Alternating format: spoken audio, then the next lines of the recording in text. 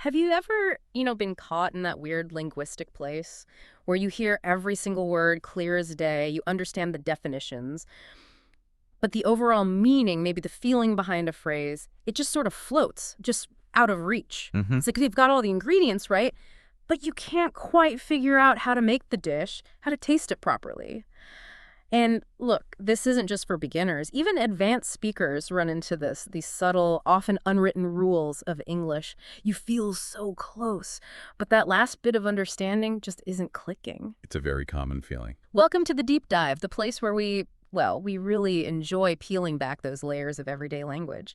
Today, we're not just looking at single words. Our mission is to explore some seemingly simple but actually incredibly powerful common English phrases. These are the phrases that really form the bedrock of natural conversation. Not the big fancy words, more like the everyday workhorses that make interaction flow. They shape how we connect, how we reason things out, how we express ourselves. Exactly. The unsung heroes of language, in a way. Our guide for this journey, our sort of map, comes from this really interesting document. Excerpts from common English phrases. Usage and explanation. And this isn't just a random list somebody threw together. It's carefully chosen, curated, you could say, clearly designed to help English learners get a deeper understanding. Yeah, it zeroes in on specific areas that often cause confusion. Think of it like a decoder ring, maybe.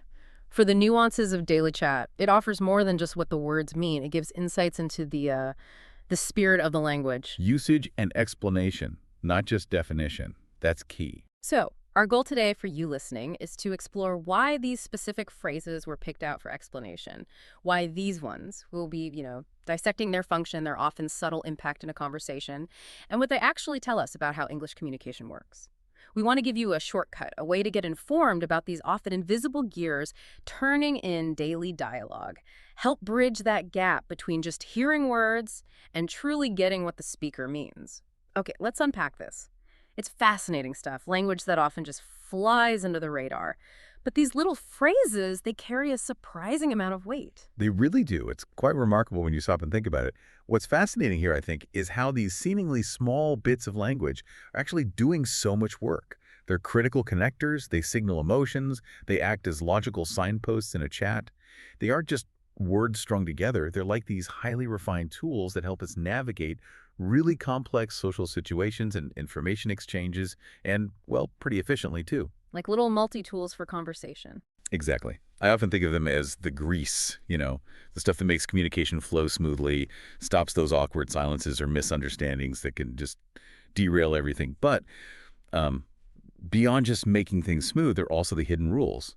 These unspoken conventions that can trip up even pretty advanced learners if they don't quite get the nuances. And the source, it highlights these phrases for authentic comprehension precisely because their meaning isn't always just sitting there in a dictionary entry. It's embedded in how they're used in real time. That's such a key point. It really feels like getting these common phrases is often harder, but also way more insightful than just memorizing lists of individual words. It's not just knowing what the words mean separately. It's understanding how they sort of dance together to create something new, a deeper, more specific meaning. They're not just separate bits. They're like complete units of thought, almost like prepackaged functions for specific conversational jobs, linguistic shortcuts, kind of. Precisely. And that's exactly why just translating literally often doesn't work, why you have to move beyond that. While these phrases might look simple if you broke them down word by word, their real power is in the context, the common usage. And that meaning, like you said, is rarely obvious from just adding up the parts. Think about, break a leg. That sounds awful. Like you're wishing someone harm. But contextually, it's good luck. Totally different. And the source's focus on usage and explanation, not just definition, really hits that nail on the head. It's not enough to know in and that in case. You need the whole package, the gestalt, and how it works in a living conversation. Yeah. If you try to translate in that case, or it doesn't matter, literally into another language, you often get something clumsy, maybe less punchy, that just misses the quick logical jump or that subtle emotional layer they carry in English. Yeah, that makes sense.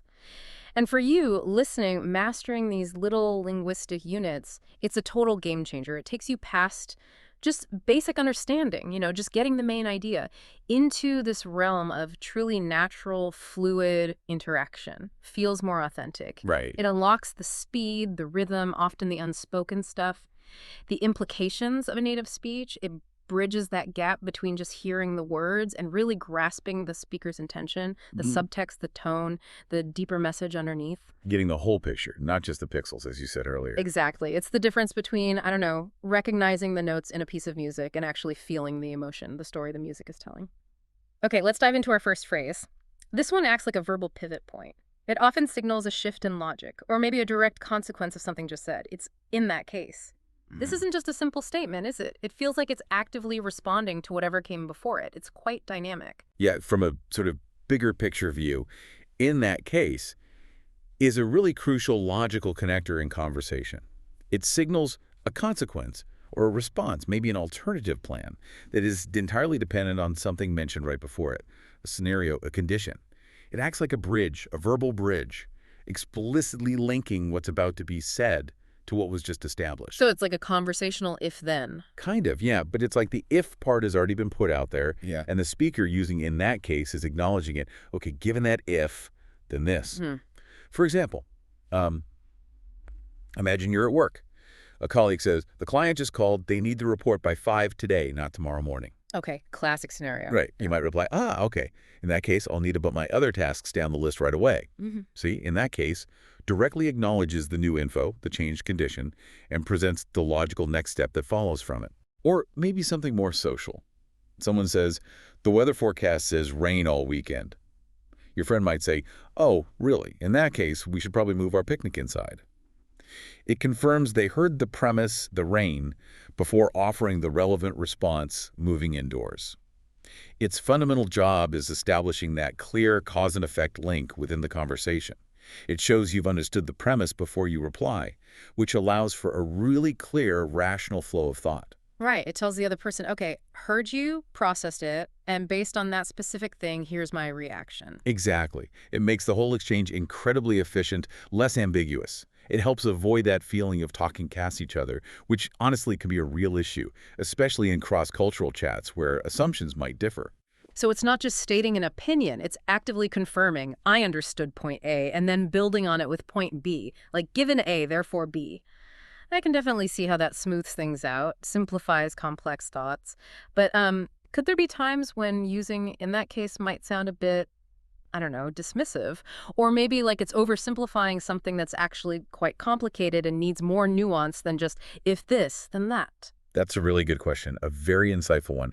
And it really gets to the subtle art of using it well. Yeah. While in that case is usually super functional, the tone and the context are everything, absolutely paramount. If you use it too quickly, too abruptly, or if the thing someone just said is really serious or maybe emotionally loaded, a fast, in that case, could definitely sound a bit reductive, maybe even insensitive. Like you're not acknowledging the feeling behind it. Exactly.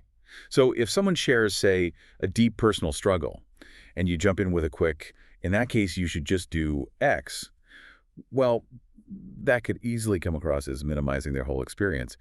It works best, I think, when you're dealing with more logistical stuff, factual things, hypotheticals, where a clear, logical step is what's needed. It's about acknowledging a condition, not necessarily fully processing a deep emotion in that split second. Okay, that distinction is important, condition versus emotion. And using it also shows that the speaker can adapt, respond dynamically to new information, to what-if scenarios, or just changing circumstances that the other person brings up. It shows you're thinking on your feet, you've got a grip on how the conversation is flowing. Think about a negotiation, maybe. Someone says, look, if we can't meet that price point, we'll have to reconsider the scope of the whole project. Right, a conditional threat, almost. And the other side might reply, okay. In that case, what kind of scope reduction are you thinking about? See?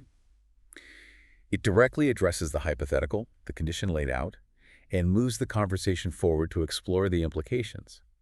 It doesn't just get stuck arguing about the original price. It keeps the ball rolling. Yes, exactly. It's an active listening phrase.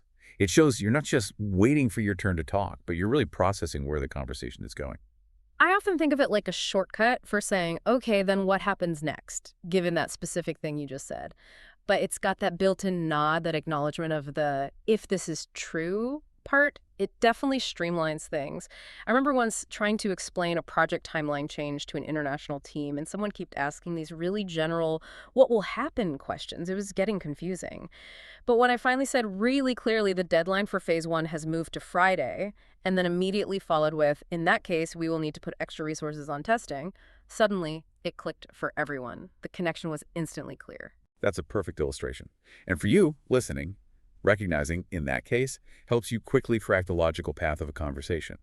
You instantly know that what's coming next is directly tied to something said earlier. It's like following a verbal roadmap. Yeah, makes it easier to follow. It helps you anticipate the next turn, the next thought or action, making dialogues much easier to follow and also to jump into yourself. It cuts out ambiguity about why someone is saying the next thing, which can be a real source of frustration for learners. A common mistake, for instance, is maybe just using a simple then after a condition, which is fine sometimes, but it can lack that explicit acknowledgement, that specific conditional logic that in that case delivers. So the train is delayed, then we have coffee, is okay. Yeah, perfectly understandable, but the train is delayed. In that case, we have time for coffee. It feels more Yeah. connected, doesn't it? More responsive, maybe a bit more polished. It explicitly links the delay to the opportunity for coffee. Right, it closes the loop. And why it's so common is precisely that efficiency.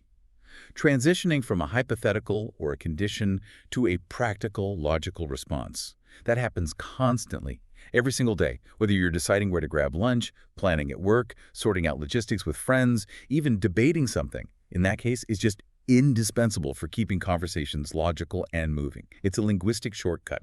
Saves time, clarifies intent, and that's highly valued in everyday chat, making complex reasoning easier to express and understand. Okay, moving on from logical connectors. Let's talk about precision. Asking questions with precision. Our next phrase is, where is something held? Now, this sounds straightforward, but it has this particular weight, doesn't it? It goes beyond just asking, where is it?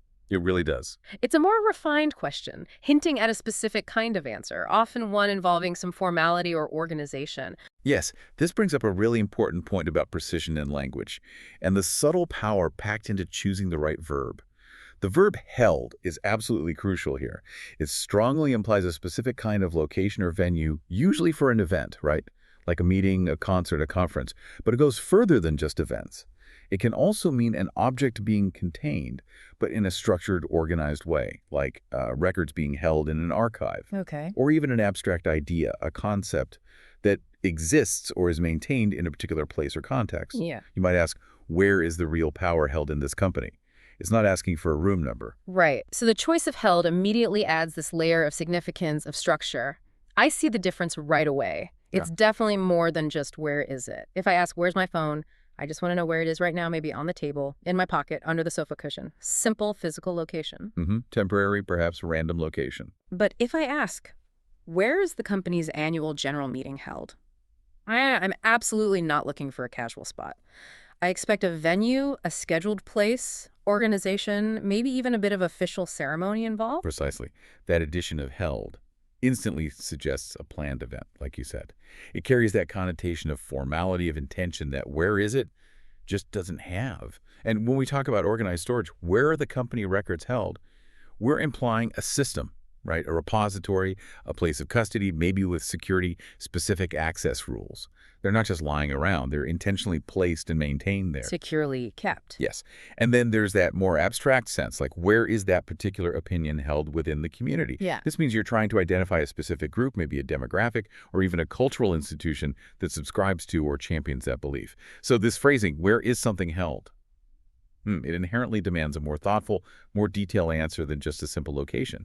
It's asking for context and structure along with the place. That's a great way to put it, context and structure. It adds that layer of formality or intention, makes the question much more specific.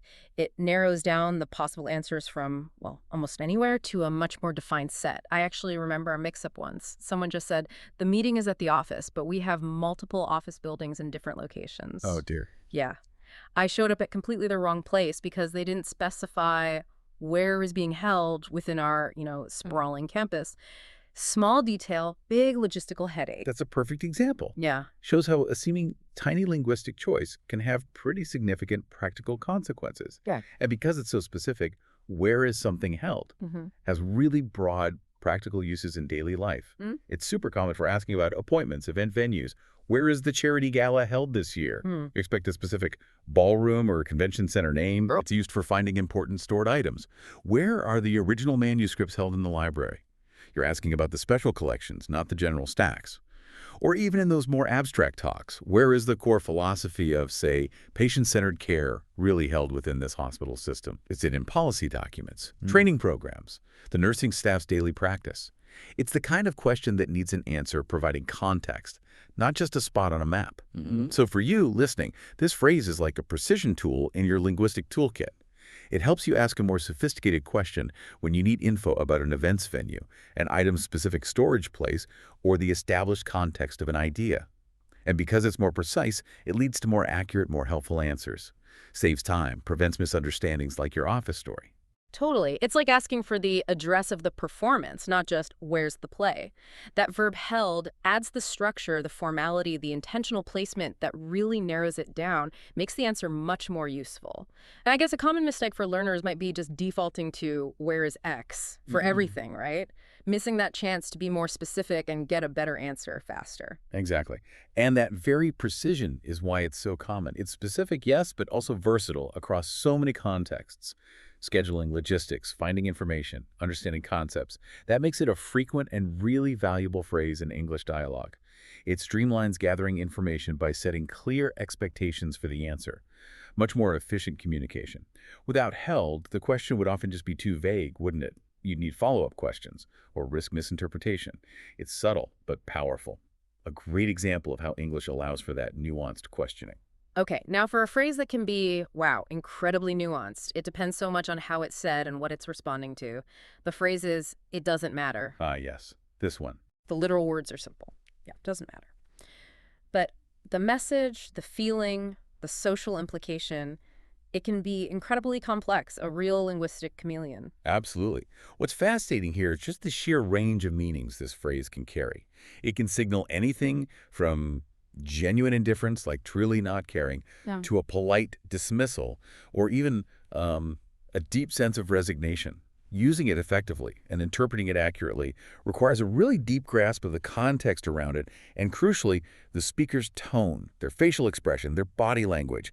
Those same three words can mean completely different things based on delivery, and that is a significant hurdle for learners. For sure. So at its most basic level, it just expresses irrelevance, the literal meaning. Something is inconsequential, it's unimportant, it has no real bearing on the outcome. For example, it doesn't matter if we leave at 7 or 7:1, guy will still get there on time, traffic's light tonight. That's just a straightforward statement.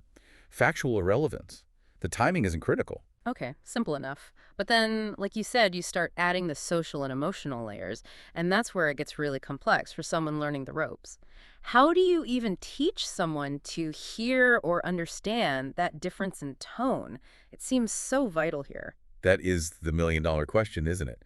For language teachers everywhere, it's probably less about direct instruction, listen for this pitch, and more about exposure. Lots of exposure and contextual practice. We learn these nuances mostly through observation, listening carefully to native speakers, and honestly, by sometimes getting it wrong and experiencing the social consequences of misinterpreting. Trial and error, basically. Yeah. Painful but effective. Somewhat, yes. And this is where that social and emotional layering comes in. The speaker's tone, their body language, the whole situation, it can totally transform the meaning. Add all these layers of social emotional information. So, for instance, it can be used for reassurance. Someone accidentally spills a little water, they're apologizing over and over. Yeah, happens all the time. You might say, oh, please don't worry about it. It doesn't matter at all. With a really warm, calming tone. Maybe a reassuring smile, a gentle hand gesture. Here, the phrase all about easing their concern, not about the objective importance of a bit of spilled water. You're signaling empathy, forgiveness, putting their comfort first. Got it. So in that case, it's more about managing the social situation, soothing the other person, than it is about the actual spill. It's a social lubricant, really. Precisely. Then you have dismissal. And this is where the tone can shift dramatically, become much sharper. Imagine you've made a decision. You're firm on it. If someone tries to argue, offer a counterpoint you've already considered and rejected. Okay. You might respond with a clipped, maybe slightly impatient, look, I've made up my mind. Your opinion on this, it doesn't matter. Perhaps with a little shrug, firm tone, avoiding eye contact maybe. Ouch. That sounds harsh. It can be. Here, you're emphatically shutting the topic down, dismissing their concern, their suggestion. The subtext is, your input isn't relevant to my decision, and I'm not discussing it further. And yes, depending on the context, the relationship, that can definitely come across as blunt, maybe even rude. Okay, so reassurance on one end, dismissal on the other. What else? Well, it can also signal genuine indifference, pure lack of preference. Someone asks, hey, do you want coffee or tea this morning? And you honestly don't care either way. You might respond totally neutral tone, maybe quite open, oh, doesn't matter to me, either is perfectly fine. You're inviting the other person to choose, no pressure. It's just a true statement. No personal preference here. Usually comes with relaxed body language. Okay, that one feels straightforward, just stating a neutral position.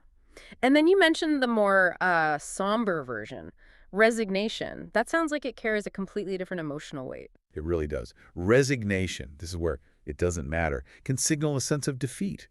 Maybe hopelessness, feeling powerless. Imagine someone's been working tirelessly, trying to fix a huge problem, pouring energy into it, but they keep hitting brick walls, insurmountable setbacks. Right. They're exhausted, feeling beaten down. They might sigh, shoulders slump, maybe look down and just say, you know what, I've tried everything I can think of, but it doesn't matter now. It's just too late to make a difference. The project's doomed anyway. Here, the phrase isn't dismissing anything external. It's conveying this heavy acceptance of a bad situation, an unchangeable outcome, because there's just no choice left, no influence they have anymore. It's a poignant statement about futility, a surrender. Wow. That is an incredible spectrum of meaning packed into 3 little words. From gently reassuring someone about a tiny spill, all the way to expressing this profound sense of resignation over a lost cause. It really is a masterclass in how a simple, everyday phrase can be absolutely loaded with unspoken meaning. It's rarely just about the dictionary definition, is it? Rare. It's about the situation, the relationship between the people talking, and the feeling, the raw emotion behind it. You really do have to read the room, like they say. Listen with more than just your ears. And that's exactly why for you, listening, understanding these subtle cues, these unspoken layers, is just vital, absolutely vital for getting the speaker's true meaning and responding in the right way in different social settings. It's not just about the words, it's the rich subtext they carry. Misinterpreting that tone could lead you to respond inappropriately, cause a social misstep, a communication breakdown. Yeah, I can see that easily happening. Imagine taking a dismissive, it doesn't matter, as genuine indifference and continuing to argue your point. That would be a significant social blunder. Definitely awkward. Or the opposite, offering lots of sympathy for a truly indifferent, it doesn't matter, would feel equally mismatched, wouldn't it? This phrase perfectly exemplifies how English speakers often rely on indirectness, on tone, to convey sensitive meanings. It's nuanced. And its incredible usefulness, its utility in navigating all these diverse social interactions, expressing opinions or the lack of them, conveying this whole spectrum of emotional states that ensures it pops up frequently. It's often complex, yes, but it's everywhere in conversation. It's a linguistic chameleon, like you said, adapts its meaning to fit the moment, makes it indispensable for expressing a huge range of human experiences and intentions in a really nuanced way. Okay, finally, let's look at a phrase that embraces uncertainty, possibility, and often, a little bit of strategic ambiguity. That phrase is, I might. This feels like the language of flexible plans, of keeping options open. It's very common, incredibly useful day to day, especially maybe when you need to be polite or manage expectations carefully. Yes, this touches on an important question. How do we talk about the future? Our intentions, our actions, and crucially, what degree of commitment are we signaling when we do? I might indicates a possibility, a tentative intention, maybe, or a future event that depends on certain conditions. Critically, it deliberately leaves room for doubt, for plans to change, or just signals a lack of firm commitment right now. It's a statement of potential, not a promise. And that distinction is really key. Okay, potential, not promise. And it's vital to see the difference between I might and other similar phrases like I will or I can. I will, that signals a definite future action. A firm commitment, I will be there at 3 p.m., you can count on it. Very little room for doubt there. It's presented as a certainty. Right, strong commitment. I can, on the other hand, that's about ability or permission. I can lift that box if you need help, ability, or I can go if you need me to, my schedule is free. Permission option exists. It talks about capability or an available option. I might, however, is purely about a potential future action that is absolutely not guaranteed. I might go to the party tonight. It means, yeah, there's a possibility, but things could change. Or maybe I just haven't firmly decided yet. It's definitely weaker than I will and less about ability than I can. It also differs subtly from I could. I could often implies capability, but sometimes it refers to an unfulfilled past possibility. I could have gone, but I didn't. Or maybe a more polite suggestion, we could try this other approach. I might really land squarely on future possibility without commitment. Okay, so if someone says, I will come, you pretty much expect them. If they say, I can come, they're saying, yep, it's possible for me. I have the ability option. But I might come translates more like, maybe. Don't hold your breath, but maybe don't count me out entirely either. It's a very soft commitment, isn't it? Almost like a linguistic placeholder. That's a great way to put it, a placeholder. Mm-hmm. Exactly. And that softness, that lack of definite commitment, is why it's so often used for, well, strategic ambiguity, which is often just a social nicety, a way to be polite. People use I might all the time to avoid making firm commitments they're not sure about, or to offer flexible suggestions, or just to state an uncertain future plan without overpromising or creating rigid expectations for others. It's polite hedging. Yes, it's a polite way to keep options open, both for yourself and for the person you're talking to. For instance, a colleague asks, can you help me with this task tomorrow? And you're genuinely not sure if your schedule will allow it. Saying, I might be able to help, let me check my calendar first, is much more appropriate and frankly more honest than a definite yes or no if you truly don't know yet. It manages expectations really effectively, avoids that awkwardness later if you have to backtrack on a firm yes. And that ambiguity is highly valued in social settings, professional settings too, where flexibility and politeness are important. Oh, absolutely. It's a phrase I use constantly, especially when I'm trying not to overcommit myself or when I just genuinely haven't decided yet. It's wonderfully versatile for keeping things open, but in a clear, polite way. Doesn't feel misleading. It just allows plans to evolve naturally. I remember I once promised a friend I would definitely go to their birthday party, only for a last-minute, unavoidable work trip to suddenly pop up. Felt awful having to cancel. That's tough. Since then, if there's even a sliver of uncertainty, I always go with, I might be able to make it. It just gives both of us more breathing room, more flexibility. Feels more honest, actually. Your experience perfectly shows its practical value. And that's exactly why, for you, listening, understanding I might, helps you interpret future plans, suggestions, predictions as flexible, not fixed. Huh? This lets you better understand schedules, intentions, even social cues. If someone tells you the boss might approve the budget next week, you understand it's a possibility, not a done deal. Right, don't spend the money yet. Exactly. You plan accordingly, maybe have a backup plan. You wouldn't start allocating those funds based just on that might. This understanding protects you from mismanaging expectations or making decisions too early. Crucial in planning. Absolutely. And furthermore, it also equips you to express your own plans, your possibilities, your uncertain intentions more naturally. And with the right level of certainty, it helps you avoid overcommitting or sounding way too definite when you're not really sure. And that's crucial for navigating social and professional interactions smoothly, where flexibility, being honest about your plans, and managing expectations are really valued. It reflects a realistic view of the future, and honestly, it helps you sound much more like a native speaker who gets that subtle dance of conversational commitment. Its prevalence makes total sense now. Life is just full of uncertainties, isn't it? Plans change constantly. And I might gives us this graceful, common, indispensable way to talk about potential actions without locking ourselves in. Makes it a cornerstone for discussing future events, from just casual plans with friends to more formal predictions at work. It really helps with realistic planning and managing expectations. Keeps everyone on the same flexible page. So we've journeyed through just 4 phrases today. In that case, where is something held? It doesn't matter, and I might. Just 4. But wow, what an incredible amount of insight they offer into the depth, the subtlety of everyday English.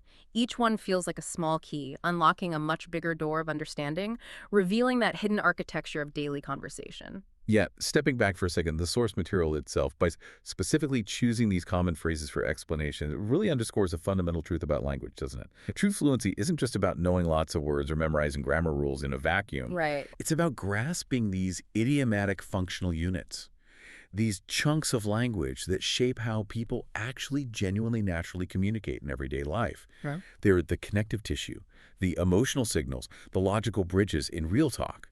They're where the language truly comes alive, I think. Yeah. Moving beyond just syntax and words into shared human experience. These phrases, they embody not just linguistic patterns, but also cultural context, social etiquette, those unspoken rules of interaction that make conversations flow authentically. For example, knowing when it doesn't matter is meant kindly, as reassurance versus when it's dismissive. Hmm. That requires understanding social dynamics, how directness is perceived in the culture. It's not just about the words themselves. These aren't universal ideas that translate perfectly. They're deeply woven into the cultural fabric of English-speaking communities. Mastering them is a huge step towards real cultural fluency, not just linguistic fluency. It really is about those aha moments, isn't it? When you suddenly understand why someone phrased something a certain way, not just what words they used, it feels like unlocking the true spirit of the language. Moving past the literal into the implied, the felt, the actual communicated message. It's like finally discovering the melody after only hearing the individual notes for so long. I'm curious, though, what's the biggest risk, the biggest pitfall for a learner if they consistently miss these kinds of unspoken cues, especially with tricky phrases like, it doesn't matter? That's a critical point. The biggest pitfall isn't just, simple miscommunication like getting the wrong directions. It's a more fundamental misunderstanding of social intent, of relationships. If you consistently miss these cues, you might accidentally offend someone without realizing it. You might appear insensitive when you don't mean to be. Or you might misinterpret really crucial information, leading to bad decisions or strained relationships over time. Yeah, the damage could accumulate. Exactly. Imagine someone says, it doesn't matter, with genuine indifference, right? But a learner thinks it's resignation and offers lots of unnecessary sympathy. That's awkward. Or worse, they take a dismissive, it doesn't matter, literally, and keep pushing their point, totally missing the signal that they've been shut down, politely or maybe not so politely. Cringe-worthy moments. Right. These seemingly small misses, they add up. They can create real barriers to genuine connection, to effective interaction. So for you, listening actively, trying to understand these phrases, their nuances, it transforms your language learning. It stops being just rote memorization and becomes this more intuitive, real-world grasp of how English actually works. It moves you closer to truly sounding and maybe even thinking, more like a native speaker. Not just saying the words, but really speaking the language with all its character, its subtlety. And that kind of understanding, it builds huge confidence. It fosters deeper connections in your interactions because you start operating on that same unspoken wavelength. What a profound exploration today. Looking at these small but truly mighty elements of everyday English, this deep dive has really shone a light on the immense power packed into just a few common words and phrases. They might seem small, almost invisible sometimes, but their impact on understanding, on connection, on just navigating social life, it's absolutely enormous. It really is. So for you, as you go about your day now, maybe listening to conversations, reading something online, even just watching TV, try to notice a common phrase you hear often. One we didn't discuss today, but one that maybe makes you pause for a second. Perhaps something like, fair enough, or you know what I mean. Maybe, long story short. How would you start to unpack its usage, its explanation? What specific situations would you look for where its meaning seems to shift, even just a little bit? And what surprising insights might you uncover just by paying closer attention to these subtle but totally essential pieces of our shared language, these unwritten rules of communication that truly make English sing? Keep that curiosity alive. The English language is packed with these little linguistic gems, just waiting for you to uncover their deeper meanings and master their profound impact. We'll catch you next time on The Deep Dive.